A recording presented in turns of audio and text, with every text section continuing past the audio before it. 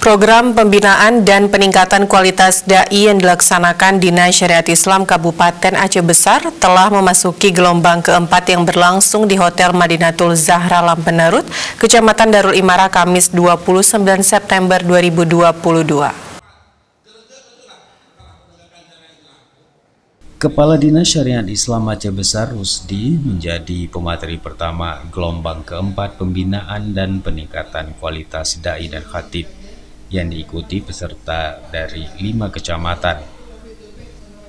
Rusdi menyampaikan antusias peserta yang baik di setiap gelombang, terutama membahas peran pemerintah dalam pelaksanaan syariat Islam di Aceh Besar. Pembinaan dan peningkatan kualitas mutu dai ini merupakan salah satu program pemerintah Kabupaten Aceh Besar untuk memantapkan pelaksanaan syariat Islam dengan pemanfaatan dana otsus. Peserta menyambut baik karena kita mengundang dari 23 kecamatan.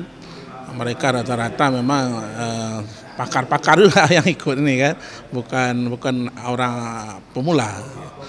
Jadi pengetahuannya sudah duluan ada dasar-dasarnya.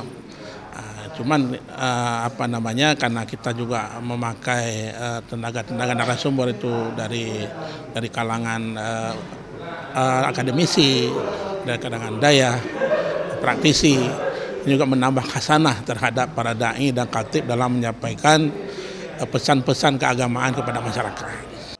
Lebih lanjut, Rusdi menyampaikan dari hasil diskusi, para peserta sempat mencetuskan diperlukannya sebuah wadah paguyuban imam menasah untuk memperkuat pelaksanaan syariat Islam bekerja sama dengan media.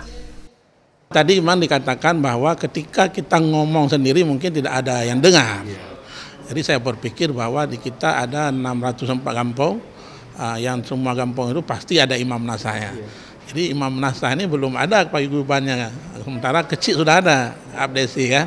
Jadi saya pikir ini dari kita minta kepada Tengku Fajar Siddiq untuk memulai bisa kita satukan para imam ini sehingga program-program keagamaan untuk kepada masyarakat mungkin ada keseragaman gitu. Kegiatan pembinaan dan peningkatan kualitas dai dan khatib yang dilaksanakan Dinas Syariat Islam Aceh Besar berlangsung sejak 20 September hingga 4 Oktober 2022 dengan pemateri dari kalangan ulama, akademisi, birokrat, dan ormas Islam. Dari Aceh Besar, Tim Liputan Aceh TV melaporkan.